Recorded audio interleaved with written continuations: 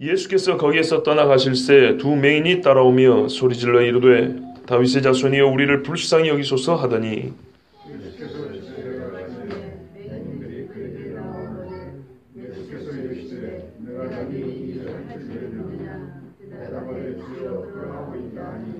이에 예수께서 그들의 눈을 만지시며 이르시되 너희 믿은 대로 되라 하시니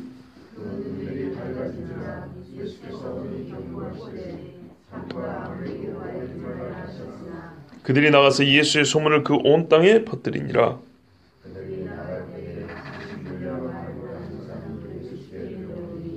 귀신이 쫓겨나고 말 못하는 사람이 말하거늘 우리가 놀랍게 여겨 이르되 이스라엘 가운데서 이런 일을 본 적이 없다 하되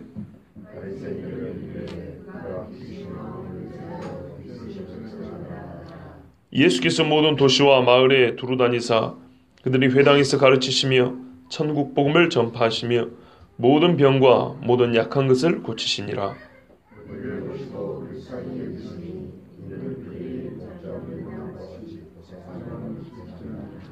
이에 제자들에게 이르시되 추수할 것은 많되 일꾼이 적으니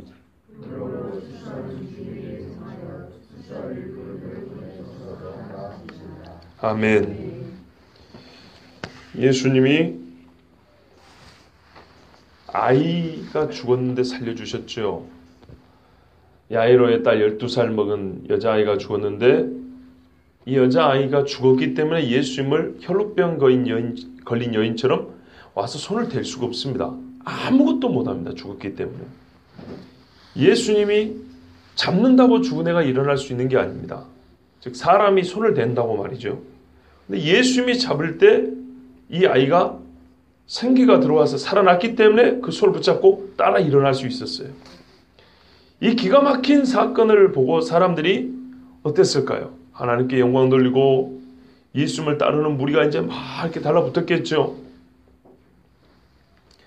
아마 야이로는 예수님께 뭔가 사례를 하고 싶었을 거고 식사라도 좀 하자 하고 싶었을 거고 하여튼 뭐 그 집에서는 그냥 뭐 난리가 났을 겁니다. 잔치 분위기 뭐 막 흥분되는 소리들 뭐 놀라는 그런 소리들. 근데 예수님이 조용한 대로 나가셨습니다. 거기서 예수님이 큰 영광을 받고자 하지 아니하시고 이제 나가셨습니다.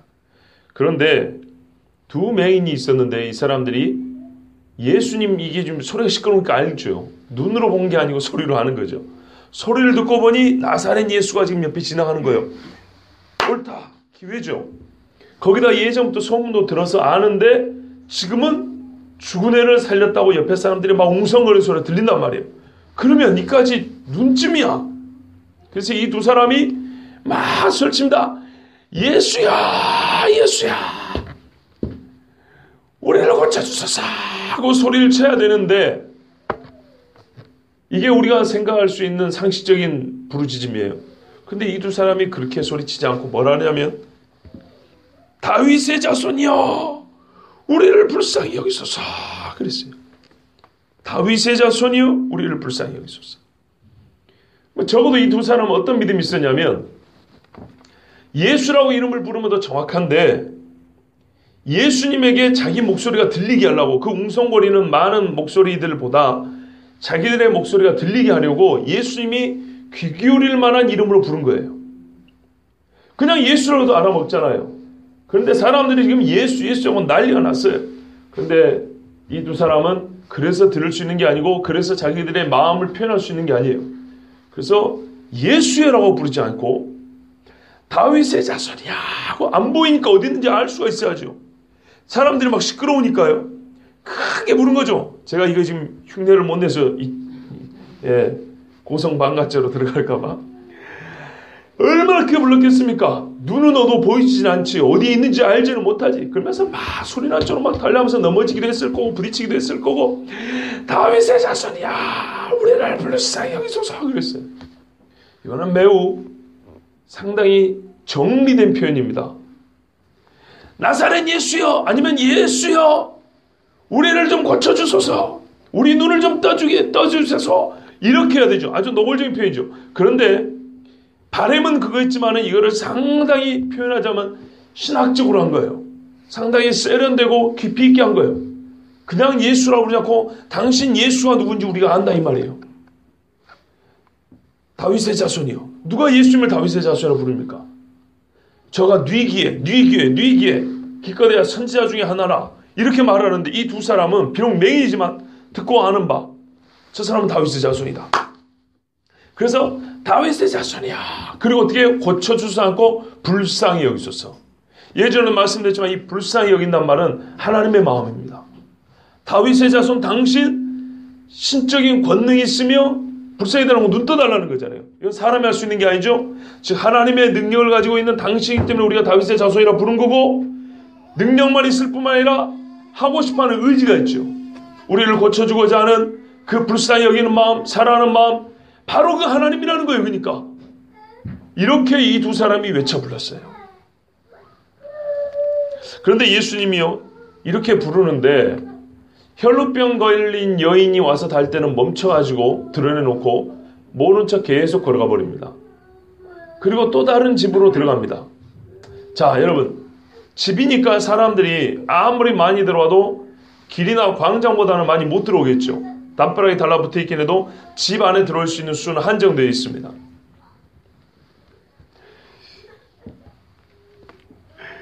죄송합니다. 갑자기 우스개가 생각이 나서 예.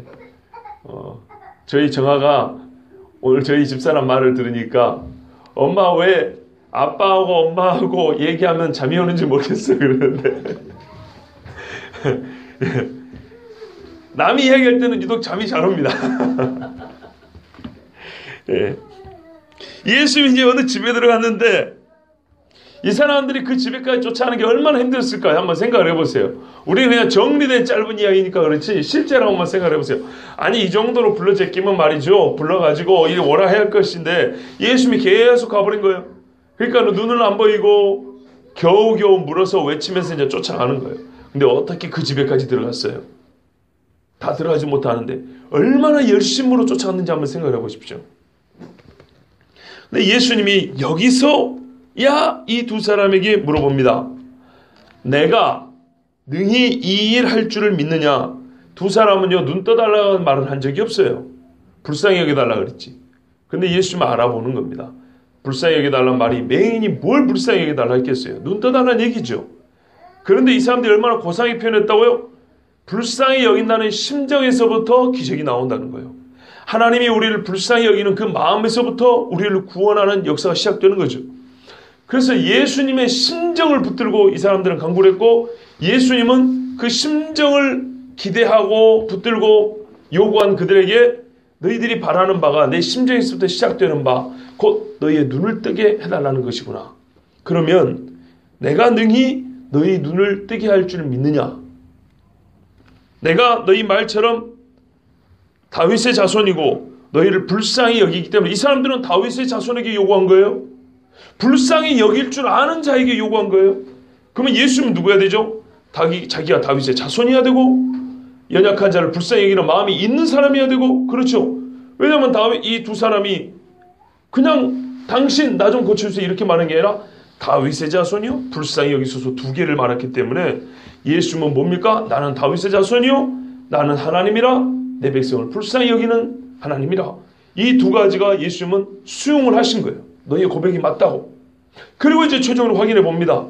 너희가 말하는 그 말이 진짜 너희의 믿음을 드러내는 말이 맞냐?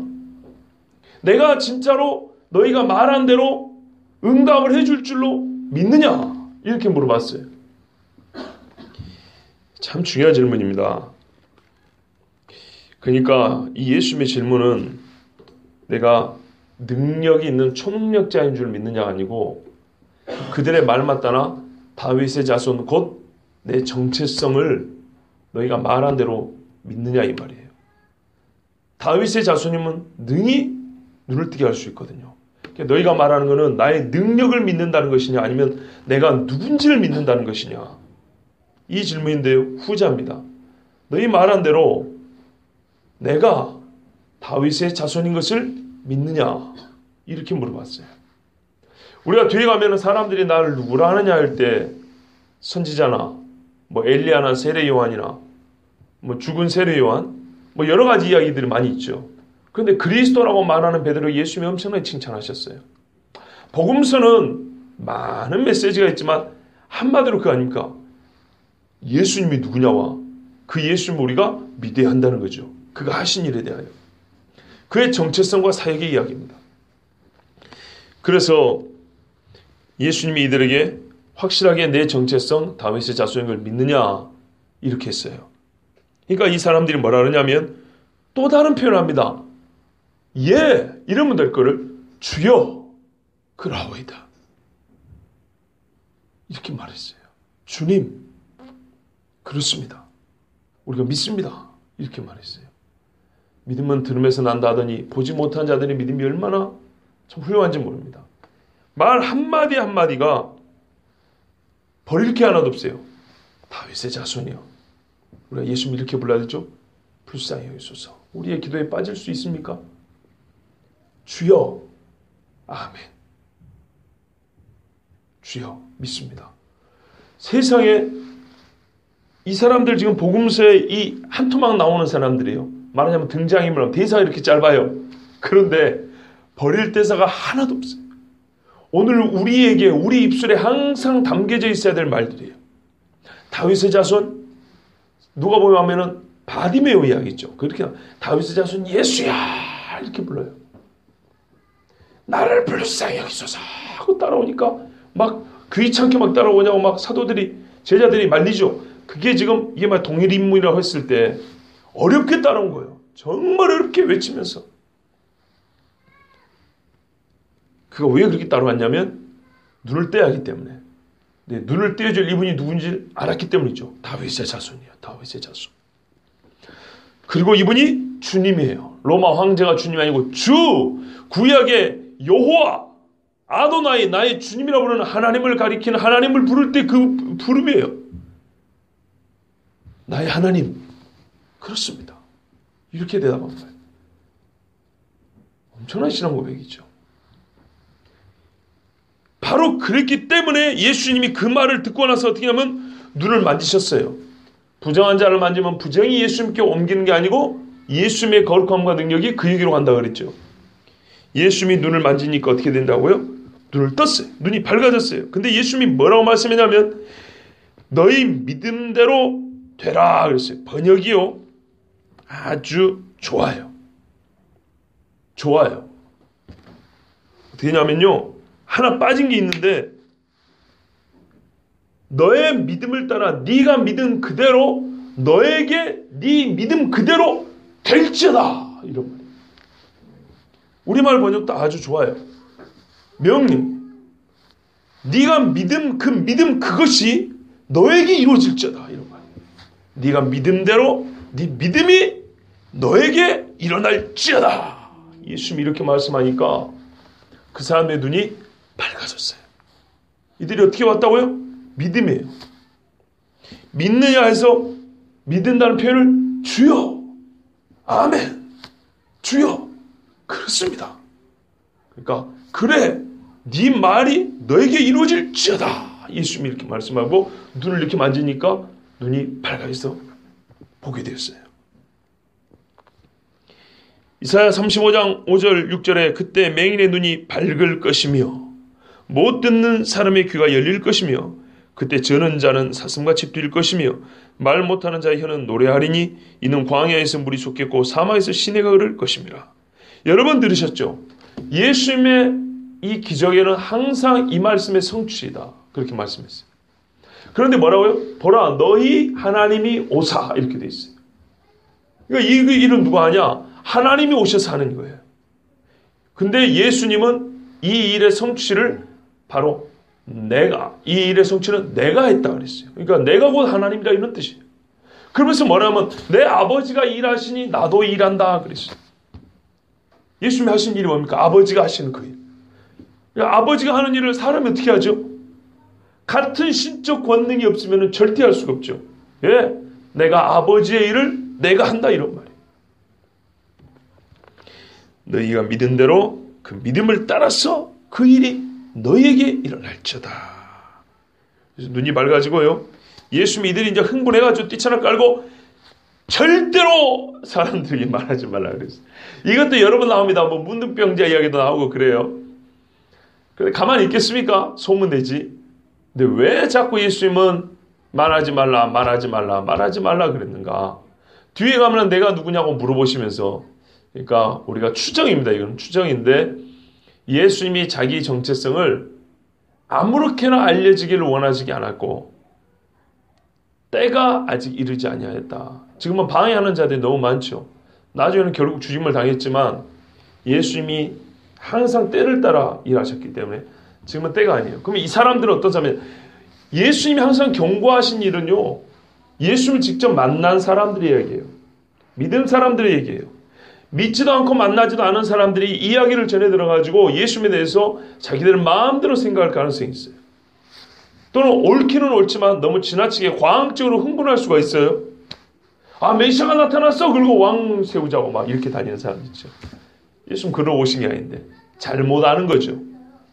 그래서 예수님께서는 지금은 때가 아니므로 이리 보나 저리 보나 때가 아니므로 제발 입을 다물고 있으라 그랬어요.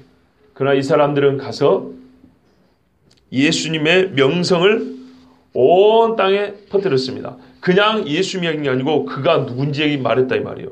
그의 명성입니다. 우리 번이 좀 밋밋해야 돼 있어요. 예수의 소문이 아니고요.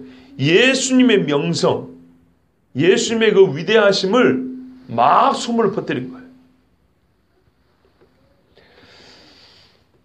이제 이렇게 보니까 왜 예수님이 집에까지 이들이 오게 했는지 알만해요.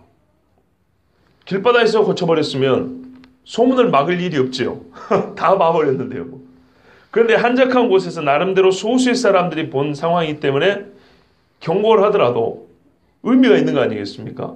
어차피 다 알려진 데서 그거 말하면 안 돼. 이러면 말이 안 되죠. 그러니까 예수님께서는 이 일이 조금 더 은밀한 곳에서 진짜 믿음 있는 사람들과 예수님이 서로 대화하면서 이들의 믿음을 확인하면서 그렇게 고쳐주고 싶은 거예요.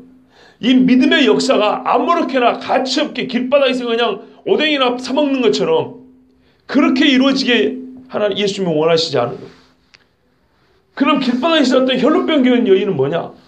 그거는 저한테 물어보지 마세요. 그건 그 나름대로 의미가 있어요. 너무 아름다웠어요. 너무 아름다운 일이에요. 그러나 어떤 일은 제가 예수님이 아닌데 그 속을 어떻게 다 알겠습니까만은 예수님이 어떤 일은 아주 조심스럽고 은밀한 곳에서 하기를 원하셨고 우리가 알 수 있는 건 거기까지예요. 어떤 거는 드러내라 하셨고 어떤 거는 감추기를 원하셨어요.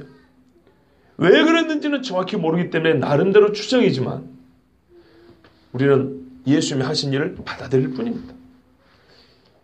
그래서 아는 게 뭐라고요?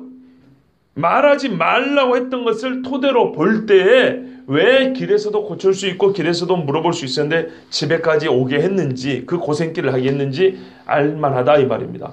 비밀로 할 뜻이 예수님이 있었기 때문에 되도록이면 적은 사람이 이 일을 보고 적은 사람이 알 수 있도록 예수님이 그래서 좀 기다리고 그들의 믿음과 인내를 예수님이 또 나름대로 테스트해보지 않았나. 요거는 추정입니다. 자, 그런데요. 이게 막는다고 막아될 일이 아니죠. 이 일이 일어난지 알았는지 몰랐는지 이 사람들이 막 뭡니까 이거 눈을 뜨고 이제 나가려고 하는데 또 한 무리가 들어옵니다. 예수님 만나러 오는 거죠.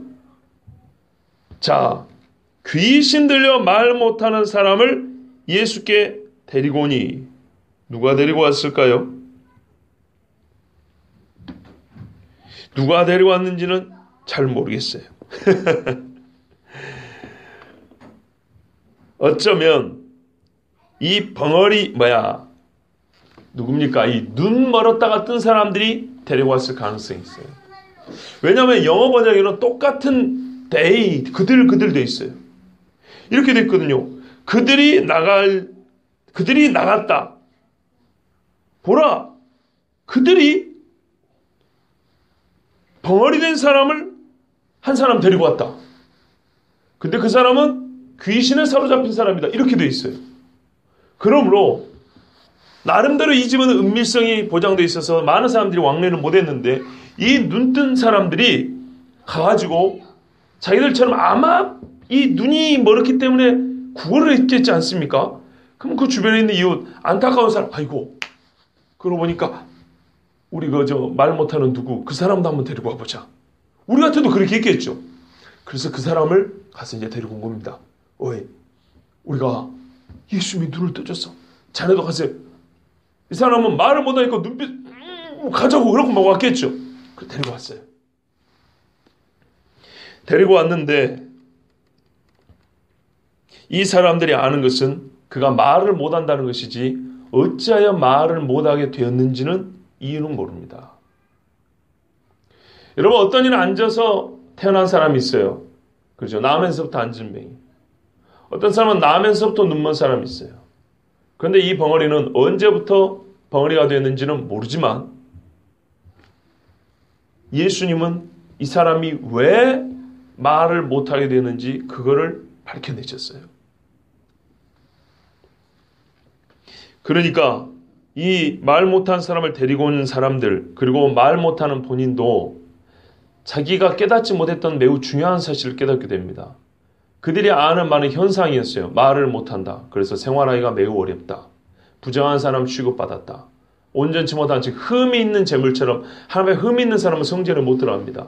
그래서 여차하면 구원도 못 받는 사람처럼 취급을 받았어요. 그런데 예수님은 이 말 못하는 사람이 그 현상과 그로 인한 사회적인 불이익, 종교적인 불이익, 이런 것을 가르쳐주고 그것들만 해결해 준 게 아니고 보다 근본적인 왜 이 사람이 말을 못하게 됐는가, 이거를 가르쳐 줍니다. 원인이 뭡니까? 귀신 들렸기 때문이죠. 귀신 들렸기 때문에.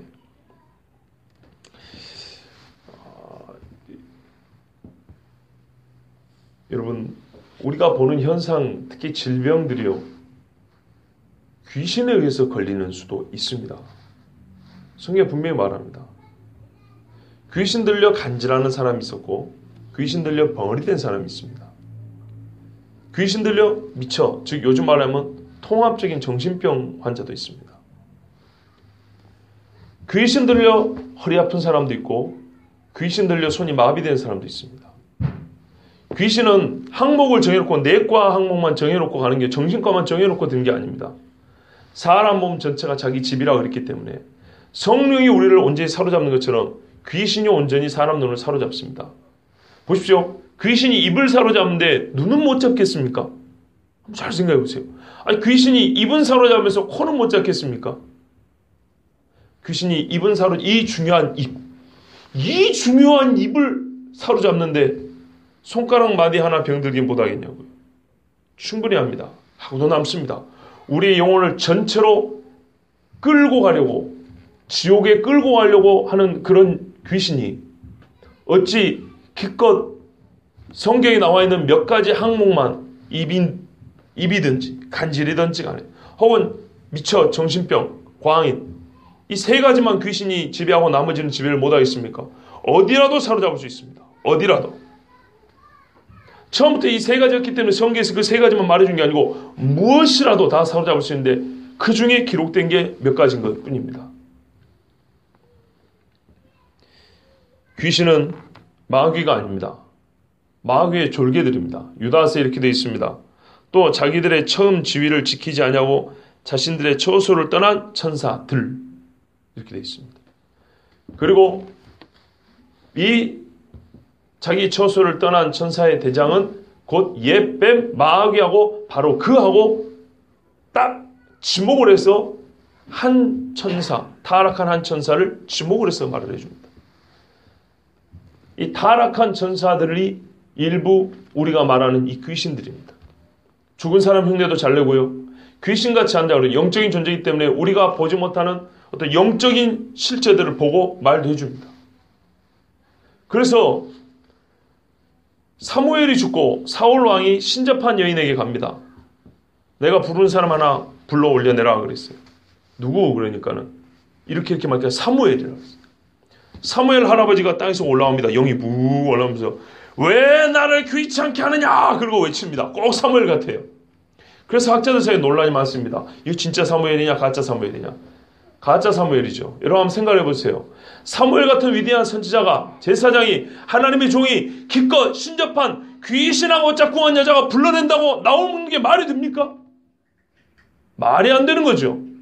하나님이 지금까지 귀신 들린 여자가 주문 좀 외우고 이러니까 막 하나님이 알았다 사무엘 좀 갔다 와라 이렇게 보내줘요. 하나님이 귀신의 말에 놀아나는 겁니까? 말이 안 되죠. 귀신입니다. 귀신도 가끔 입 바른 소리 한다 그랬죠. 저번에 어떤 분이 그랬지 않습니까? 여분이 저번에 온 전도사님이 그랬죠. 그 세댁은 예수 믿어야 산다고 그랬죠. 점쟁이가 그랬다 안 그럽니까? 분명히 귀신이지만 바른 말을 합니다. 하고 싶어서 하는지 어쩔 수 없이 하는지는 모르지만 바른 말을 할 때가 있습니다. 귀신도 하나님이 한 분이신 줄 알고 떤다 그랬어요. 예. 확실한 신론 지식을 갖고 있지만 믿지는 않아요. 즉 회개에 이를 만큼 그렇게 믿음은 없어요. 귀신은 그냥 아는 거예요. 그래서 이 귀신이 능력이 있고 타락한 천사, 자기 지위, 이 말한 지위는요, 천사들의 어떤 능력이 있는 존재였다는 것을 말해줍니다. 그 능력을 말할 때 지위라 그럽니다. 즉, 옛적에 하나님께서 정해놓은 천사들의 자리가 있고 그 자리마다 받은 권위가 있었어요. 능력이 있었어요. 그거를 가지고 떠난 놈들. 그렇기 때문에 이놈들은 사람의 영혼과 몸을 아주 괴롭히는 그런 힘이 있습니다. 그것들이 와가지고 이 사람의 입을 다물게 만들었습니다. 그런데 보니까 쫓겨났다 그랬죠. 예수님이 나가란 말은 없지만 해서 쫓겨났다는 거 볼 때 예수님 분명히 나가라 하고 명령을 한 겁니다. 그리고 이 귀신이 쫓겨났습니다. 그러자 사람들이 하는 말이 우리가 이스라엘 가운데서 이런 일을 본 적이 없다 그랬어요. 본 적이 없다. 여러분 지금 이 사람들은요 세상을 보는 새로운 눈을 가지게 된 것입니다. 입이 다물어졌던 사람이 입만 열어 저 사람이 하나 건강을 회복했다. 이것만 얻은 것이 아니고 건강한 사람을 하나 얻은 것이 아니고 세상을 해석하고 세상을 바라보는 완전히 다른 눈을 가지게 된 겁니다. 귀신이 있구나. 영적인 존재가 있구나. 영적인 존재가 우리 육체들을 간섭하고 상관하고 힘을 미치는구나. 그런데 이놈들은 어떻게 힘을 미쳐요? 우리 몸을 해롭게 하는구나. 그러므로 우리가 볼 때 육체적인 현상이라 할지라도 어떤 것은 영적인 문제하고 상관이 있는 것인 것을 알고 우리가 그거를 간파해야 되겠구나. 완전히 세상과 사람을 보는 현상을 보는 새로운 눈을 가지게 된 거예요. 예수님이 그거를 가르쳐 줍니다. 정말 제가 강조하고 싶은 게 이런 겁니다. 이런 것이 아니고 바로 이겁니다. 우리가 지금 많은 기적들을 보고 있어요. 산상수훈의 새 나라, 새 질서, 새 능력, 새로운 삶. 근데 예수님이 그 실제를 지금 보여주고 있어요. 실제를 보여주고 있는데 이 새로운 것이 어떻게 가능하냐? 옛날에 가장 아름다웠던 것을 타락시켜버렸던 구질서로 만들어졌던 마귀의 행적을 우리가 볼 수 있어야 된단 말입니다. 근데 예수님은 그 옛 것이 새로워지면서 옛 것을 지배하고 있는 그 마귀의 힘, 마귀의 권세와 그 악랄함을 드러내서 보여주고 있다 이 말입니다. 그런데 이것을 보고 바리새인들이 이렇게 말했어요. 그가 귀신의 왕을 의지하여 귀신을 쫓아낸다 그랬어요. 저 같으면 이 정도 보면 무서워서 떠나야 되는데 이 사람들은 더 악해졌죠. 이런 표현이 있어요. 사람이 궁지에 몰리면 더 열광적이 된다. 더 애를 써서 자기 옳음을 드러내려고 합니다. 거꾸로 말하면요. 사람이 궁지에 몰리면 더 악랄해집니다. 악랄해서 상대를 짓밟고자 이를 악무입니다. 우리가 쓰는 말에도 있죠. 쥐가 막다른 골목에 몰리면 고양이를 문다 그랬어요. 꼭 거기에 맞는 건 아니지만 바리새인들이 지금 매우 궁지에 몰렸어요. 왜요? 이 사람들은 예수님을 공격했던 사람들입니다. 예수님을 대적했던 사람들입니다. 그런데 가면 갈수록 예수님이 우리 인간이 대적할 수 있는 존재가 아니라는 것이 드러나고 있어요. 눈먼 자가 눈을 뜨죠. 벙어리가 말을 하죠. 문둥병자가 고침을 받죠. 죽은 애를 살리죠. 오늘은 거기다 어떻게 해요? 귀신까지 쫓아내버리죠. 그러니까 이 사람들이 예수님을 공격할 거리가 없는 거예요. 사람들에게 예수 믿는 사람들에게 예수가 거짓말쟁이다. 예수가 잘못된 것이다, 잘못하고 있는 것이다 라고 말할 만한 거리가 없는 거예요. 그러니까 어떻게 지금 이제 사기를 치냐면은 지금 귀신 쫓아내는 걸 보고 이거야말로 정말 새롭게 볼 수 있는 눈이 뜨져야 되는데, 거꾸로 이 귀신을 쫓는 것은 귀신의 왕의 힘을 입었기 때문에 졸개들을 쫓아내는 거다, 이렇게 말했어요. 그러니까 예수님은 우리식으로 표현하면, 한국식으로 표현하면 신내림을 받아도 엄청 강하게 받은 신접자다, 이런 말입니다. 그렇기 때문에 얄궂은 이 좀 작은 신내림 받은 것들은요, 그냥 자기가 컨트롤한다, 이 말이에요. 아주 강한 신내림을 받았기 때문에 이렇게 예수님을 모독하고 이렇게 예수님을 지금 비난하는 것입니다. 예수, 우리가 다시 한번 생각해 볼 게 있습니다. 다윗의 자손이라고 아까 불렀죠, 눈먼 사람들이. 다윗의 자손이란 말은 예수님을 부르는 호칭 여러 개 중에 한 가지입니다. 근데 사실 다윗의 자손이란 이름보다 더 고귀한 예수님의 호칭이 많습니다. 인자. 다니엘이 말하는 인자는, 예수님 보이는 말하는 인자는 예적부터 계신 하나님이 권세를 줘서 만국을 무너뜨리고 자기 나라를 세우고 그 권세가 영원까지 가는 그 나라의 왕을 말할 때 인자라 그럽니다. 그리스도, 기름 부음 받은 자, 왕이요 제사장이요 선지자인 것을 나타내는 그리스도라는 표현이 있습니다. 하나님의 아들, 이거는 설명이 필요가 없죠. 그런데 이 이름들은 전부 다 매우 영적인 개념들입니다. 매우 영적인 개념이에요. 즉 구약적 배경을 가질 뿐만 아니라 초월하는, 우리가 보는 이 육체를 초월하는 존재로서의 예수님을 가리키는 이름들이에요. 다윗의 자손, 말 그대로 다윗의 씨다, 이런 말입니다. 다윗 집안의 손자, 이런 말입니다. 자손 거꾸로 손자죠. 다윗의 손자. 액면 그대로 혈통적으로 다윗 집의 성씨를 가진 그 집안 아들, 이런 말입니다. 순전히 육체적인 표현이고 인간적 표현입니다. 그러니까 무슨 말인가요? 이시조선 이성계 후손이 지금도 살고 있겠죠. 그러면 그 중에 한 사람 붙들어 놓고 이 사람이 누구냐? 이성계의 자손. 그래 봐야 요즘에 누가 알아줍니까? 다윗은 예수님 전에 1000년 전 살았던 사람입니다. 그런데 이성계보다는 위대한 사람이기 때문에 유대인들은 다윗의 자손을 기다리고 다윗의 왕국을 재건하기를 기대하고 있습니다. 딱 거기까지예요. 유대인들이 알고 있는 다윗의 자손이란 다윗의 왕국을 재건할 순전히 한 사람입니다. 그냥 사람. 그렇기 때문에 예수님을 가리키는 말 중에 다윗의 자손, 다윗 집안의 씨라는 것보다 낮은 표현이 없을 정도예요. 이래서 아까 그 맹인들의 고백이 위대한 거예요. 예수님을 부르는 호칭이 여러 개 있지만은 다른 사람들은 다윗의 자손이라는 이름을 가지고 우리가 말하는 정치적인 메시아를 가리키는 예수님의 호칭이 다윗의 자손이라는 말이에요. 그게 다윗 왕국. 다윗의 자손이랑 똑같은 예수님의 호칭을 불렀지만은 그들이 알고 있는 다윗의 자손은 현실주의적인 다윗의 자손, 하나의 육체로서 왕족의 후손인 다윗의 집안 아들인 나사렛 예수가 아니라 구약 성경을 알고 성경이 말하는 다윗의 자손, 진짜 이 세대를 완전히 뒤집어서 진짜 하나님께서 말하는 메시아의 왕국으로 돌이킬 그 다윗의 자손. 그렇게 이 사람들은 알았던 거예요. 그리고 이 귀신을 쫓는 이 영적 세계를 지배하는 다윗의 자손을 볼 때는 우리가 알고 있었던 다윗의 자손이 틀렸구나.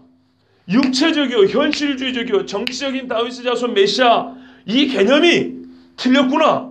성경이 말하는 다윗의 자손은 영적인 개념이구나. 즉 현실을 지배하되 영적인 세계를 변화시키고 영적인 세계를 뒤집어 엎어서 현실을 뒤집고 현실의 이 땅에 새로운 우리 인간적인 옛날의 그 팔레스타인의 다윗의 자손 나라가 아니라 이 세상을 완전히 새롭게 하는 다윗의 자손이구나. 이렇게 바리새인들이, 그들은 성경을 훨씬 더 잘하니까요, 이리 깨달아야 되는데 이 사람들은 그 많은 지식을 가지고도 오히려 거꾸로 해서 그랬어요. 그러니까 예수님이 하실 일은 인간 다윗의 자손은 기껏해야 로마 황제와 한판 싸움을 하는 사람이에요. 인간 다윗의 자손은 로마 황제하고 잘하면은 싸워서 이겨서 이 팔레스타인 지역에 있는 유대 나라를 독립시킬 수 있는 그 왕이에요. 그 사람들이 그걸 기다린 거 아닙니까? 그런데 예수님이 지금 보여준 건 뭐냐면 로마 황제가 흉내도 못 낼 일을 해주신 거예요. 문둥병자 고쳐주죠. 죽은 자를 살리죠. 로마 황제가 그걸 어떻게 합니까? 눈먼 자를 눈을 뜨게 하죠. 벙어리를 말하게 하죠. 굽은 자를 펴게 하죠. 오병이의 기적을 행하죠. 이거는 로마 황제가 흉내도 못 낼 일입니다. 세상의 왕국에 어떤 왕이 힘이 있어도 아무도 하지 못할 일을 예수님이 하셨어요. 누가요? 다윗의 자손이 그 일을 했어요. 그러면 우리가 알고 있는 다윗의 자손 개념이 틀렸구나 이렇게 고쳐야 되는데 이 사람들은 그것을 고치지 않고 더 확실하게 드러난 다윗의 자손의 정체를 모함을 해서 덮어버리려고 했어요. 아주 모욕적으로 귀신의 왕을 힘입었다. 즉 귀신의 왕 바알세불하고 친구지간이다 이런 말이에요. 귀신의 왕 바알세불의 성육신이다 뭐 이렇게까지 표현할 수 있어요. 하나님의 성육신이기 때문에 우리가 다윗의 자손에 대해서 잘못 알았다. 다윗의 자손이 영적 세대 지배한다. 이렇게 알아야 되는데 그것이 아니고 그 더 분명한 증거가 드러나면 드러날수록 더 과격하고 더 적대적으로 더 패역한 심령으로 그거를 거꾸로 해석을 했어요. 귀신의 왕이 성육신하여 오늘 우리 앞에 있어. 그래서 그 졸개 귀신들을 다스려 우리 앞에 지금 쇼한다. 이렇게 바리새인들이 말했어요. 자신들이 알고 있었던 다윗의 자손 개념이 순전히 육체적인 현실만 바라봤다는 것이 잘못된 것을 깨달은 게 아니고 그거는 그대로 놓고 더 크고 더 놀라운 다윗의 자손을 보고도 믿기 싫기 때문에 그걸 인정하는 순간 자기들이 정죄받을 수밖에 없는 존재인 걸 알기 때문에 자기들의 생명을 지키고자 자기들의 기득권을 지키고자 예수님 앞에 귀신의 왕의 성육신 귀신의 왕의 친구인 것처럼 예수님을 이렇게 모함했어요. 여러분 이게 성령 회방증 아니면 무엇일까요?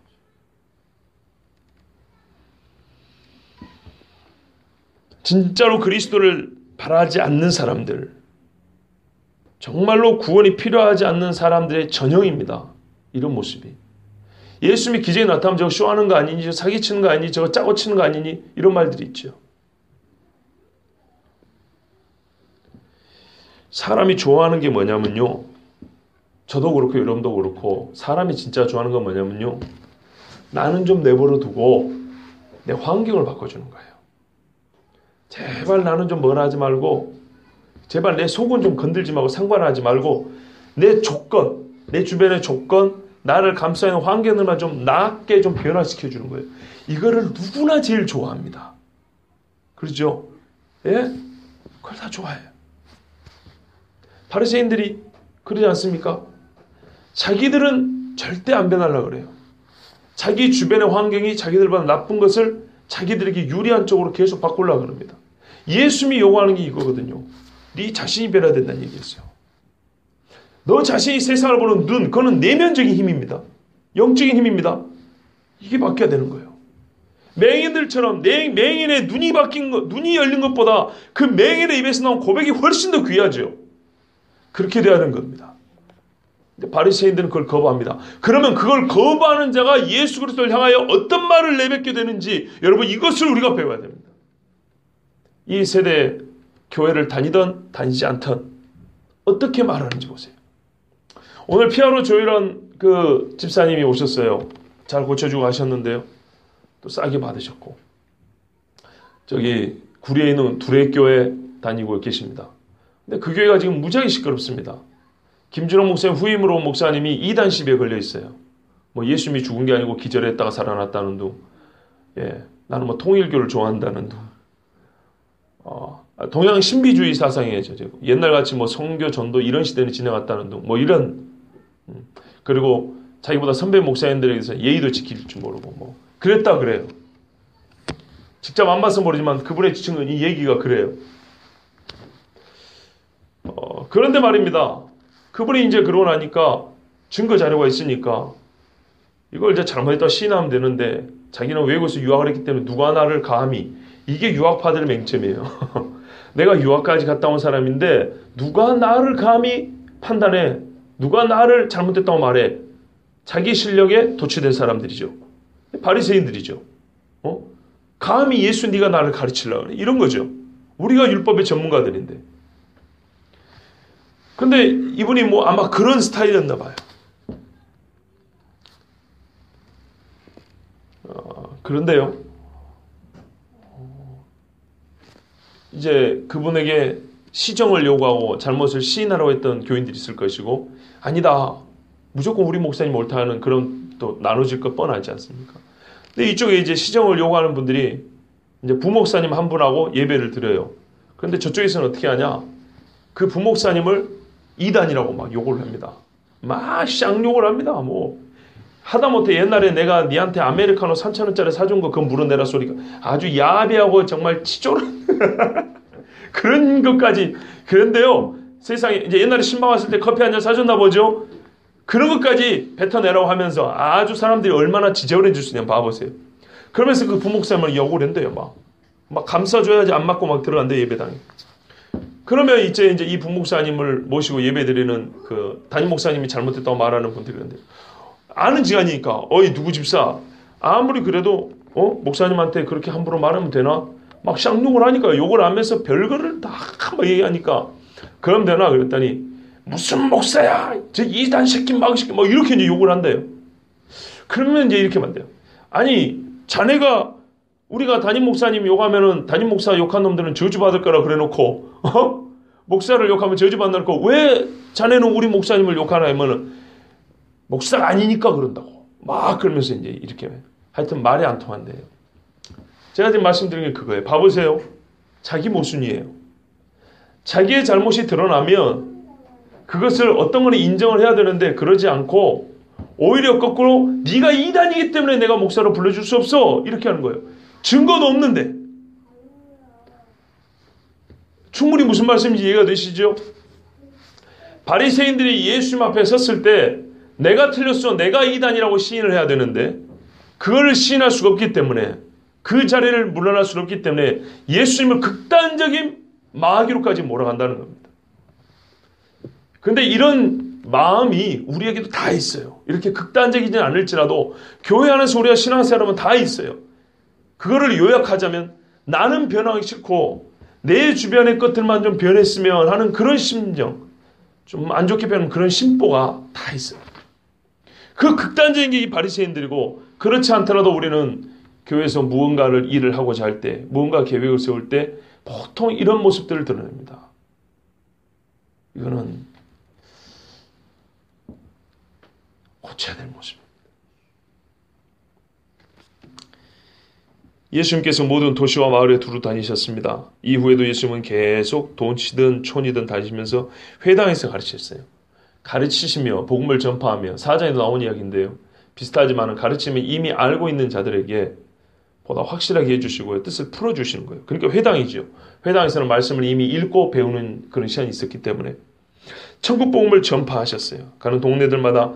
이거는 선포예요. 듣든지 말든지 논쟁하고 토론하자는 게 아니에요. 그냥 선포예요. 모든 병과 모든 약한 것을 고쳐주셨습니다. 사람이 죄로 말미암아 야기된 부정, 고통, 이것들을 하나님께서 그 죄를 용서하시고 죄를 이기신 분이기 때문에 고쳐주셨습니다. 마태복음 4장 23절 24절에 우리가 이미 보셨던 말씀인데요, 예수께서 온 갈릴리에 두루 다니사 그들의 회당에서 가르치시며 천국 복음을 전파하시며 백성 중에 모든 병과 모든 약한 것을 고치시니 그랬어요. 이미 한번 전했던 말씀이기 때문에 간단히 넘어갑니다. 이 일이 예수님이 이 땅에 사신 일의 요약이에요. 마태가 경험한, 옆에서 3년 반을 경험한 예수님의 사역의 요약은 가르치시며 전파하시며 선포하시며 고치시더라, 이거였어요.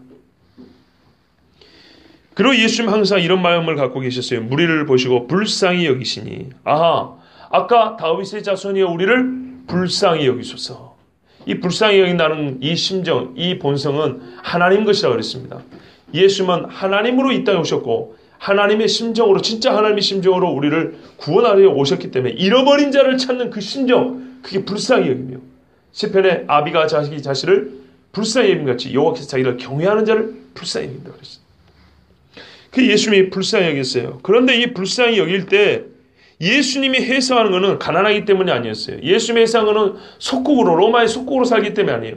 예수님이 불쌍히 여기는 제1의 이유는요, 성경이 뭐라고 되어 있습니까? 목자 없는 양과 같기 때문이에요. 기진하며 고생한다는 말, 막 아무렇게나 흩어져 있고 절망에 빠져 있고, 이것은 목자가 없기 때문에 나타난 결과예요. 이게 진짜 예수님이 불쌍했던 것은 목자가 없기 때문이에요. 이들의 영적인 무력함과 이들의 영적인 배고픔을, 잘못된 사마의 길로 가고 있는 것을 바로 돌이킬 자가 없고, 인도해 줄 자가 없고, 영적인 양식을 공부해 줄 자가 없고, 옛 것과 새 것을 때를 따라 나눠줄 목자가 없기 때문에 예수님은 이것이 이들의 가장 불쌍한 이유라고 보셨고, 그것이 정말 예수님은 불쌍했어요. 사람의 삶에서 제일 불쌍한 게 그거예요. 밥이 없어서 굶는 것도 불쌍하지만은 자기 영혼이 어느 지경에 처해 있는지를 알지 못하는 것, 자기 영적인 상태, 건강의 상태를 진단 못하는 사람도 불쌍하죠. 그런데 자기 영적인 상태를 진단할 능력이 없는 사람, 너무너무 불쌍한 사람들. 근데 어째서 그럽니까? 목자가 없기 때문이에요. 성경에 여호와는 나의 목자시니 그랬어요. 하나님을 잃어버린 너희요 그랬어요. 하나님을 잊어버린 이 백성이, 이 영적인 방랑이 예수님 보기에는 너무너무 불쌍했어요. 죄송합니다, 여러분에게 이런 말씀에서. 저 오기 전에 저는 목사가 목자라고 말한 적 한 번도 없습니다. 저는 옛날부터 그랬어요. 옛날에 청년들 가르칠 때도 절대로 저한테 편지나 엽서로도 나보고 목자라고 말하지 말라.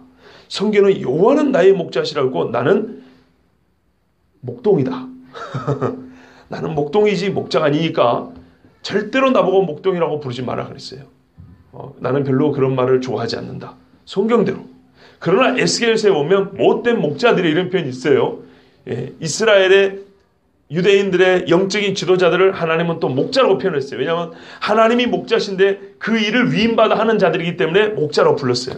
그래서 못된 목자들은 지만 살찌우고, 이 짐승들이 집을 나가도 찾아올 생각도 안 하고 짐승에 뜯겨 죽든지 병들어 죽든지 상관하지 않는다 그랬어요. 그래서 하나님은 못된 목자라고, 그렇게 목자라고 부르긴 하셨어요. 그러나 근본적으로는 하나님이 목자이기 때문에 나는 그냥 목동이라고 불러도 좋습니다. 그래서 목동이라고 부르라 그랬어요. 근데 제가 목자라는 얘기가 아닙니다. 그러니까 그게 아니고요. 여러분도 목동에 불과하지만은 목사가 없었던 시절이 있으셨죠. 그런다고 무슨 살림이 목사가 없다고 거덜난다거나, 갑자기 막 병이 든다거나, 갑자기 집안에 우환이 닥친다거나, 자녀들이 순종하던 자녀들이 갑자기 반항심이 그러지는 않아요. 그런데 여러분, 그때 심정이 괴롭지 않으셨습니까? 상당히 스스로 불쌍하게 느끼지 않으셨습니까? 하나님의 백성에게 가장 불쌍한 것은 목적 없어서 양들이 이리 갈지 저리 갈지 모르고 흩어지는 거예요. 백발백중 다 죽습니다. 예수님이 가장 불쌍히 계신 거 이거예요. 그래서 예수님이 제자들 모두 내 양을 먹여라, 내 양을 쳐라. 개 중에는 새끼 양들도 있다, 어린 양도 먹여라 그랬어요. 예수님이 당부하신 게 그 한 가지였어요. 목자로서의 사명이었어요. 제일 불쌍히 여기는 거. 그 때문에 고생하며 기진한 거예요. 왜 고생하며 기진합니까, 교회가? 예수님이 그래서 기도 제목을 가르쳐 줍니다. 추수할 것은 많되 일꾼이 적다. 추수할 것은 바로 이 사람들입니다. 그러면 추수한다는 게 뭡니까? 거둬들이는 거죠. 거둬들려면 뭐 해야 돼요? 예수님이 하신 이 일이 있어야 돼요. 가르치며 전파하며 고치는 일이 있어야 돼요. 이 일이 있어야 이 사람들을 거둬들일 수가 있죠. 예수님이 그 일을 하셔서 거둬들였지 그냥 하면서 거둬들인 거 아니잖아요. 그죠? 이 일을 하셨어요. 이 일이 추수하는 행위예요. 그런데요, 한번 생각해 보십시오. 로마 황제가 이런 일을 할 수 있습니까? 바리새인이 합니까? 대제사장이 합니까? 아무도 못하죠. 오직 예수님만 하셨어요. 그래서 저는 이 모습이 너무 가슴이 찡했어요. 하나님의 아들이시지만은 말 한마디로 다 할 수 있지만 이 땅에 어쨌든 인간으로 오셨잖아요. 인간으로 오셨기 때문에 육체의 한계를 갖고 이 사역을 하신 거예요. 한꺼번에 동시다발적으로 할 수는 없었어요. 그렇기 때문에 100% 신적인 권능이 있으셨지만 100% 인간이었기 때문에 혼자 다 할 수 없는 이 일에 우리 주님이 스스로 뭐냐면 추수할 일꾼을 좀 보내달라고 기도해라 그랬어요. 그래서 예수님은 곱하기 11을 하고 올라가셨어요. 비록 가룟 유다는 떨어져 나왔지만 다시 누가 들어왔죠? 그렇죠. 마태아가 들어왔죠. 그래서 12사도를 세웠어요. 어쨌든 예수님은 자기가 하신 이 일을 그대로 성령의 권능을 부어주셔서 제자들을 하게 하시면서 올라가셨어요. 추수할 일꾼들을 늘려놓고 가셨어요. 그리고 그 사람들은 지금과 같이 더 많은 추수할 일꾼들을 늘렸어요. 제가 우리 교회 와서 한동안에 그런 기도 안 했는데요. 작년 연말인가부터 올 총과 작년 연말인가 정말 이 새벽에 그런 기도하면서 하나님 추수할 일꾼 좀 보내주세요. 제발 추수할 일꾼 좀. 교인수 그냥 늘리게 해달라는 얘기 아닙니다. 교인수는 지금 조금씩 그래도 늘리고 있잖아요. 조금씩. 그게 좋은 거예요. 갑자기 늘면 안 좋아요. 그런데 제 마음에는 교인수보다 더 중요한 것이 성경대로 진짜 예수님이 하신 일을 같이 할 수 있는 추수할 일꾼이 필요합니다. 한 사람 좀 불러주세요. 이렇게 기도를 한동안 했단 말입니다. 근데 예수님이 제자들에게 그렇게 기도하라 말씀하셨어요. 이 약해진 영혼들을 누가 돌봅니까? 로마 황제가요? 아닙니다. 병든 사람들 누가 긍휼히 여깁니까? 바리새인들이요? 옷술을 길게 들여 다니고 광장에서 사람들에게 인사받기를 좋아하는 자들은 아닌 거예요. 누가 이 백성이 목자 없는 양같이 유리하고 고생하는 것을 보고 불쌍히고 그들을 위해서 기도하겠습니까? 오직 예수님을 아는 사람들입니다. 하나님께서 이 추수할 일꾼들을 우리에게 더 보내주시기를 원합니다. 이것이 예수님께서 오늘 이 사건, 이 일을 행하신 후에 뭐랄까요? 최종 정리하신 말씀입니다. 지금 이 하고 있는 이 일, 이게 추수의 행위라고 하면 이 일을 예수님이 숱하게 하셨지만은 인간의 몸으로는 이걸 혼자 다 할 수 없는 일이라. 그러나 하나님께서 이걸 사람에게 맡기신 건 또 확실한 사실이고, 그러니 많은 추수한 일꾼들이 나와서 정말 이 영혼들을 주께로 거둬들이기를 그 일을 좀 하게 해달라고 하나님 앞에 기도해라 그랬어요. 여러분, 그러면 우리가 무엇을 기도해야겠습니까? 메시아가 오면은 이 일을 할 것이라고 아모스 선지자가 오래전에 말했고 이사야 선지자도 오래전에 얘기도 했었습니다. 예수님은 그 선지자들이 예언한 대로 지금 표현하자면 추수하는 그 일을 하고 계십니다.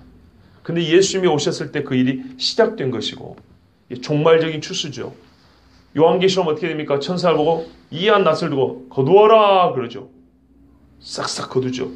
예, 그게 마지막이라면 그 안에 있는 우리가 지금 추수할 일꾼들, 우리가 이 추수할 일꾼에 대해서 가르치며 전파하며 고치며 이 일을 해야 할 것이고, 또한 이 일을 행하는 자들이 더욱 많은 교회가 될 수 있도록, 그래서 이거를 한마디로 우리식으로 표현하면 선교하고 전도하는, 그리고 연약한 자들에게 하나님의 사랑도 나누는 그런 교회가 되기를 원합니다. 우리 함께 기도하겠습니다.